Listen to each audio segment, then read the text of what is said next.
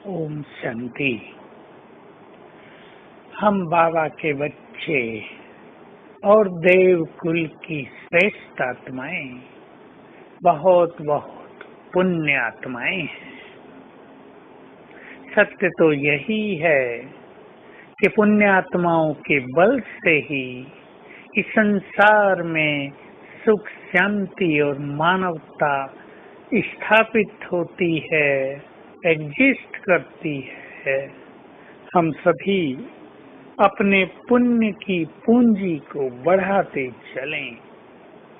ये संकल्प ही कितना सुंदर है कि मैं एक पुण्य आत्मा हूँ, सदा पुण्य करने वाले, दूसरों को इस नजर से देखने वाले कि उनका कल्याण हो, वे सुखी रहें, वो दुखों से मुक्त रहें, वो विघ्नों से ऊपर रहें। कितनी गुड फीलिंग होती है जब ऐसी दृष्टि से हम दूसरों को देखते हैं।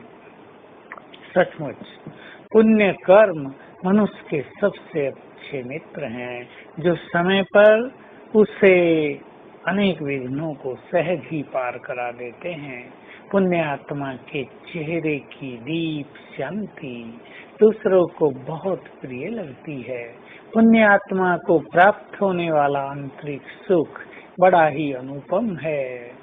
उसका व्यवहार दूसरों से बहुत ही अच्छा रहता है।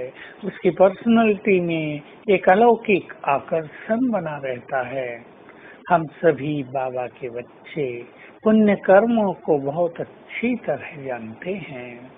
दूसरों को भगवान से मिला देना, किसी को सन्मार्ग दिखा देना, ये बहुत बड़े पुण्य हैं।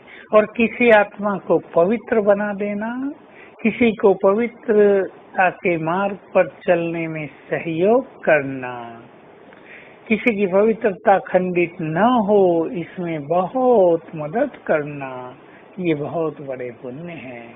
और भगवान के कार्यों में सहयोग करना, इससे बड़ा पुण्य तो भला और क्या हो सकता है। तो हम अपने पास पुण्य की पूंजी जमा करते चलें। और एक विशेष इम्पोर्टेंट बात ये भी है, हम इस पुण्य की पूंजी का आह्वान करके किसी कठिनाई को भी समाप्त कर सकते हैं। कोई दूसरा व्यक्ति भयानक रूप से बीमार है, वो मरणासन्न है, हम उसे अपने कुछ पुण्य दान देकर उसकी मदद कर सकते हैं।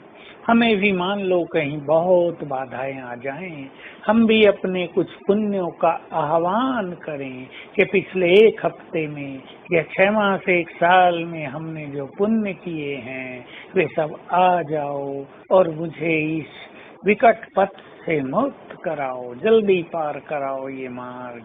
तो वो पुण्य कर्म यानी उनके सूक्ष्म वाइब्रेशंस हमको मदद करने लगेंगे। हम जानते हैं पुण्य आत्माएं तो भगवान को भी बहुत प्रिय हैं। जो पाप करते हैं, जो दूसरों को कष्ट पहुंचाते हैं, उन्हें तो बाबा दिखावे का प्यार भी नहीं करता। रियल प्यार की तो बात ही छोड़ो।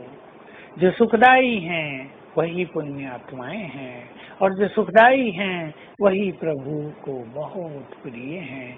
उनके द्वारा वे महान कार्य कराते हैं, और प्रभु प्रिय होने का अर्थ है कि समय पर उनको बहुत मदद करते हैं। उनसे कोई गलती होने जा रही है, सावधान करते हैं। वो किसी गलत राह पे जाना चाह रहे हैं, सावधान कर देते हैं, यहाँ नुकसान हो जाएगा, रोक देते हैं उनको।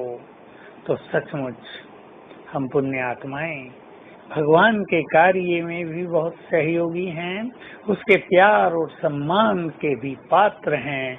एक राजा यदि पुण्य आत्मा होता है तो उसके राज में प्रकृति भी बहुत सुखदायी हो जाती है, और अगर एक राजा पाप आत्मा होता है तो चारों ओर उपद्रव होने लगते हैं। हम विश्व को संभालने वाले बनने जा रहे हैं। हमारा पुण्यों का बल प्रकृति को भी संतुलन में रखता है। तो आइए आज सारा दिन हम इस स्वमान का अभ्यास करें। मैं पुण्य आत्मा हूँ, सबको सुख देने वाली आत्मा हूँ, सबके कष्ट हरने वाली आत्मा हूँ। और फिर ग्लोब के ऊपर खड़ा होकर, इसी स्वमान में स्थित होकर, बुद्धि परम धाम में बाबा पर स्थिर करके सभी को वाइब्रेशंस फैलाएंगे, वाइब्रेशंस देंगे, ताकि सभी के दुख समाप्त हों। ओम शांति।